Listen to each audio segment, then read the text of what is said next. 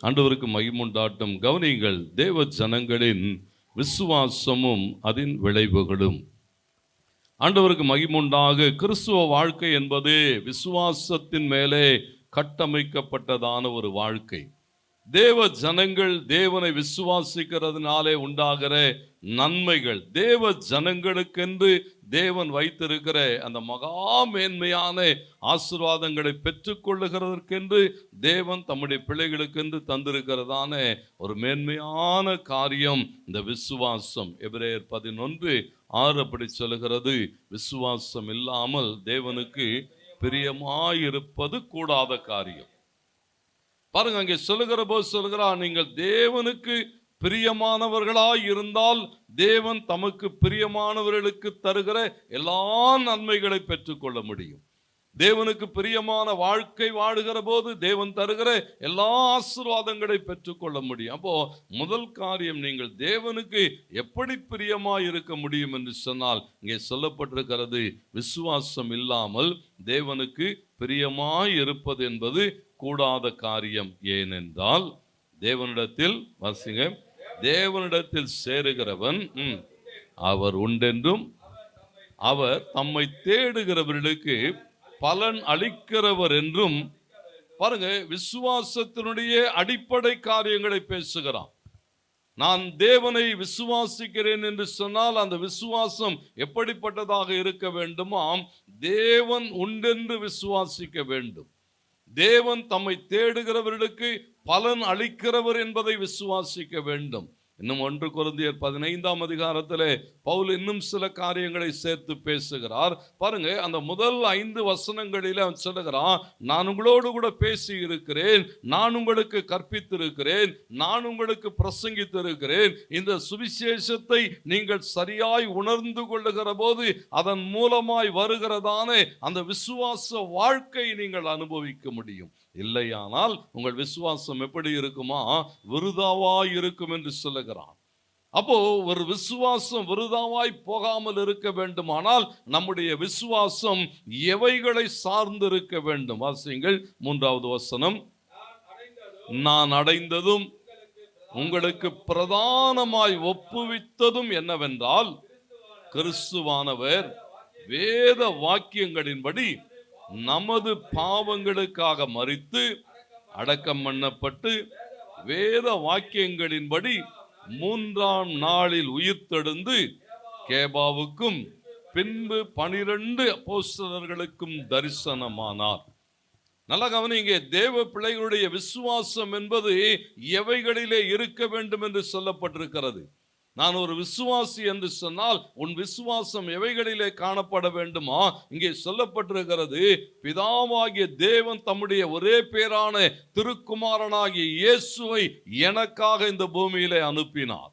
இயேசு கன்னி மரியாளிடத்திலே வந்து தேவனுடைய வார்த்தையின்படியே பிறந்தார். தேவனுடைய வார்த்தையின்படியே மேசியாவாக, கிறிஸ்துவாக அவர் அபிஷேகம் பண்ணப்பட்டார். இவைகளெல்லாம் வேத வாக்கியங்களின்படி என்று எழுதப்பட்டிருக்கிறது. வேத வாக்கியங்களின்படி எனது பாவங்களுக்காக இயேசு சிலுவை சுமந்தார். வேத வாக்கியம் சொல்லுகிறபடி என் பாவங்களுக்காக இயேசு சிலுவையிலே மரித்தார். வேத வாக்கியம் சொல்லுகிறபடி அவர் அடக்கம் பண்ணப்படுகிறார். வேத வாக்கியங்களின்படியாய் அவர் 3ஆம் நாளிலே உயிரோடு கூட எழுந்தார். வேத வாக்கியம் முன்னறிவித்தபடி அவர் தாமே பரிசுத்த ஆவியானவரை அனுப்பினார். வேத வாக்கியம் சொல்லுகிறபடி அவர் எனக்காக திரும்ப வருவார். கைகளை வைத்து ஆமென் சொல்றீங்களா? இவைகளை நீங்கள் விசுவாசிக்காமல் நீங்கள் ஒரு விசுவாசியாக இருக்க முடியாது. வேதம் என்ன எதிர்பார்க்கணும்னு சொன்னா, கிறிஸ்துவை விசுவாசிக்கிறதிலே இவைகள் பிரதானமானவைகள் என்று எழுதப்பட்டிருக்கிறது. ஆண்டவராகிய இயேசு சொல்லப்பட்டவைகள், முன்னறிவிக்கப்பட்டவைகள். கிறிஸ்து பிறக்கிறதுக்கு முன்பதாகவே வேதம் என்ன செய்ததா? அவருடைய பிறப்பை முன்னறிவிக்கிறது. அவர் கடந்து போகிறதான உபத்திரவத்தின் பாதைகளை முன்னறிவிக்கிறது. அவருடைய மரணத்தை முன்னறிவிக்கிறது. அவர் அடக்கம் பண்ணப்படுகிறதையும் அவர் அந்த மரணத்தை ஜெயித்து உயிரோடு கூட எழும்புகிறதையும் வேதம் நமக்கு முன்னறிவிக்கிறது. இவைகளை நீங்கள் விசுவாசிக்கிற போது, ஏன் இவைகளை விசுவாசிக்க வேண்டும் என்று சொன்னால், மத்தேயு 24:37 சொல்லுகிறது, நோவாவின் காலத்தில் நடந்தது போலவே மனுஷகுமாரன் வரும் காலத்திலும் நடக்கும். ஆண்டவர் என்ன எதிர்பார்க்கிறான்னு சொன்னா, நோவாவின் காலத்திலே ஒன்று முன்னறிவிக்கப்படுகிறது. நோவாவோடு கூட தேவன் பேசுகிறார். ஜலப்பிரளயம் வந்து இந்த ஜனங்களை எல்லாம் வாரிக்கொண்டு போகும். பூமியிலே ஜனங்களுடைய அக்கிரமம் மிகுந்து இருக்கிறது, பாவம் பெருகி இருக்கிறது. ஆகையினாலே இந்த பூமியை நான் அழிக்கப் போகிறேன் என்று சொல்லுகிறது. மாத்திரமல்ல, அழிவிலிருந்து தப்பித்துக் கொள்ளும்படியாக பேழை என்கிறதான பிரதான மீட்பின் திட்டம் நோவாவின் காலத்திலே முன்னறிவிக்கப்பட்டது. அப்போஸ்தலனாகிய பேதுரு சொல்லுகிற போது சொல்லுகிறார், அந்த பேழையிலே 8 பேர் மாத்திரம் காக்கப்பட்டார்கள் என்று எழுதப்பட்டு. ஏன்னா, முன்னறிவிக்கப்பட்டதை விசுவாசித்தவர்கள், முன்னறிவிக்கப்பட்ட அந்த பேழையினுடைய மீட்பின் திட்டத்தை விசுவாசித்தவர்கள் அவைகளுக்குள்ளாய் கடந்து போனார்கள். நீங்கள் கிறிஸ்துவை விசுவாசிக்காமல் இருப்பீர்களானால் மனுஷகுமாரன் வருகின்ற நாளிலே. ஏன் விசுவாசம்? இங்கே பாருங்க, தேவ பிள்ளைகளுடைய விசுவாசத்தினுடைய விளைவுகள். நீங்கள் சரியாய் அவரை விசுவாசிக்கிற போது அந்த விசுவாசம் எவைகளை கொண்டு வரும் என்று சொல்லப்பட்டிருக்கிறது.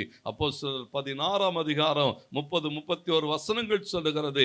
அவங்க கேட்டாங்க, ஆண்டவன்மாரே, ரட்சிக்கப்படுகிறதற்கு நாங்கள் என்ன செய்ய வேண்டும்? பதில் என்ன வருது?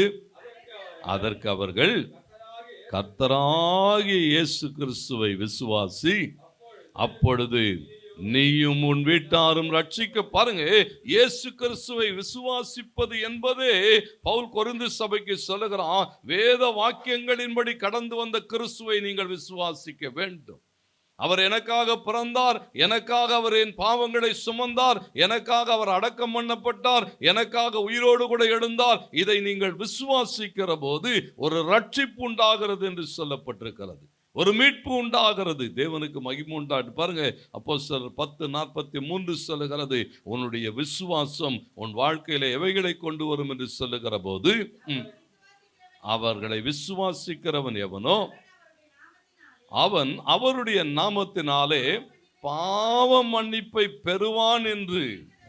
தீர்க்கதரிசிகள் எல்லாம் எதை சொல்றாங்களா? இயேசுவை குறித்து சொல்லப்பட்டிருக்கிறது. நீங்கள் இயேசுவை விசுவாசிக்கிற போது உன் பாவத்தை சிலுவையிலே சுமந்த தேவன் என்ன செய்கிறாரா? உன் பாவத்தை உனக்கு மன்னிக்கிறார். ஒரு விசுவாசம். ஏன் விசுவாசிக்க வேண்டும் என்றால், இந்த விசுவாசமானது எப்படிப்பட்ட விளைவுகளை தருகிறதுன்னு சொன்னா, உன் குடும்பம் ரட்சிக்கப்படும், நீ ரட்சிக்கப்படுவாய், உனக்கு ஒரு பாவ மன்னிப்பு உண்டாகும். அப்போஸ்தலர் 13ஆம் அதிகாரத்திலே நாம் வாசிக்கிற போது 38-39 வசனங்கள் சொல்லுகிறது. அங்கே எழுதப்பட்டிருக்கிறது, மோசேயினுடைய நியாயப்பிரமாணத்தினாலே, மோசே சொன்ன அந்த நியாயப்பிரமாணத்தினாலே நீங்கள் எவைகளிலெல்லாம் இருந்து விடுதலையாக்கப்பட்டு நீதிமான்களாய் மாற்ற முடியாமல் இருந்ததோ அவைகள் எல்லாவற்றிலும் இருந்து. ஏன்னா, நியாயப்பிரமாணம் என்ன செய்யவில்லையா? எல்லாவற்றையும் பூரணப்படுத்தவில்லை. நீங்க நியாயப்பிரமாணத்தின் மூலமாக நீதிமானாக்கப்பட வேண்டுமானால் நியாயப்பிரமாணம் சொல்லுகிற ஒன்று தவறாதபடி எல்லாவற்றையும் நீங்கள் பூரணமாய் செய்தாக வேண்டும். இங்கே சொல்லுகிறார், மோசேயினுடைய நியாயப்பிரமாணம் எல்லா மனிதனையும் நீதிமானாய் மாற்ற முடியாமற் போகிறது. ஆண்டவருக்கு மகிமை உண்டாகட்டும். கிறிஸ்துவின் பிரமாணம். நீங்கள் இயேசுவை விசுவாசிக்கிற போது அந்த வசனங்கள் சொல்லுகிறது, அந்த நியாயப்பிரமாணத்திலிருந்து நீ விடுதலை பெற முடியாத எல்லாவற்றையும் இயேசுவை விசுவாசிக்கிறதுனாலே நீ பெற்றுக்கொள்ள முடியும், நீதிமானாக்கப்பட முடியும், விடுதலை பெற முடியும் என்று எழுதப்பட்டிருக்கிறது. ஏன் சொன்னா, கிறிஸ்து நியாயப்பிரமாணத்தின் முடிவாய் இருக்கிறார். கைகளை வைத்து ஆமென் சொல்றீங்களா? ஒவ்வொரு நாளும் இதை விசுவாசிக்கிற போது தேவன் தம்முடைய பிள்ளைகளுக்கு வைத்திருக்கிற இந்த மகா மேன்மையான இந்த மீட்பின் திட்டத்தின் பிரதான அஸ்திவாரமே விசுவாசமாய் இருக்கிறதை பார்க்கிறோம். விசுவாசம் இல்லாமல் நீங்கள் தேவனுக்கு பிரியமாய் இருக்க முடியாது. விசுவாசம் இல்லாமல் ரட்சிப்பின் பூரணத்துவத்துக்குள்ளாய் கடந்து போக முடியாது. விசுவாசம் இல்லாமல் பாவ மன்னிப்பை பெற முடியாது. விசுவாசம் இல்லாமல் எல்லா கட்டுக்களிலிருந்து விடுதலை பெற முடியாது. அது மாத்திரமல்ல, விசுவாசம் உன் வாழ்க்கையில் அற்புத அடையாளங்களை தரும். மத்தேயு 9ஆம் அதிகாரம் 27 முதல் 30 வரைக்கும் போடப்பட்டிருக்கிறது. 2 குருடர்கள் அவரிடத்திலே வருகிறார்கள். ஆண்டவரே, எங்களை குணமாக்க வேண்டும் என்று சொன்னார்கள். ஏசாமி அவங்கள பார்த்து ஒரே ஒரு கேள்விதான் கேட்டார், இதை செய்ய எனக்கு வல்லமை உண்டென்று விசுவாசிக்கிறீர்களா என்று சொன்னபோது அவங்க சொன்னாங்க, ஆமாண்டவரே விசுவாசிக்கிறோம் என்றார்கள். வசனம் சொல்லுகிறது, அவர் சொன்னார், நீங்க போங்க, உங்க விசுவாசத்தின்படி உங்களுக்கு பாருங்க, ஒரு மனிதனுடைய விசுவாசம் அவனுடைய வாழ்வில் அற்புதங்களை கொண்டு வருகிறது. மார்க் 5:34 சொல்லுகிறது, ஒருவனாலும் குணமாக்கப்பட முடியாதவள், ஒருவனாலும் விடுதலை பெற்றுத்தர முடியாதவள். 12 வருட ஒரு பெரும் போராட்டம் தான். ஆண்டவருக்கு மகிமை உண்டாகட்டும். இயேசுவை விசுவாசித்து கடந்து வந்தபோது அந்த வார்த்தை சொல்லுகிறது, அச்சனார் மகளே போ, உன் விசுவாசம் உன்னை ரட்சித்தது, உன் வேதனை நீங்கி சுகமாயிரு. ஏன்னா விசுவாசம் வாழ்க்கையில் எவைகளை கொண்டு வருகிறதா? அற்புத அடையாளங்களை கொண்டு வரும். தேவனுக்கு மகிமை உண்டாகட்டும். எல்லா நேரங்களிலும் நீங்க விசுவாசித்தீங்கன்னா எப்போதும் வெற்றி தான். ஆமென் சொல்றீங்களா? விசுவாசித்தீங்கன்னா உன் விசுவாசத்துக்கு கட்டாயம் என்ன செய்யுமா? ஜெபத்தை பதில் தந்து தேவன் ஆசீர்வதிப்பார். ஒவ்வொரு நாளும் ஆண்டவருக்கு மகிமை உண்டான வெளிப்படுத்தல் 21:7 சொல்லுகிறது, விசுவாசம் ஒரு பெரிய வெற்றியை உனக்கு தரும்.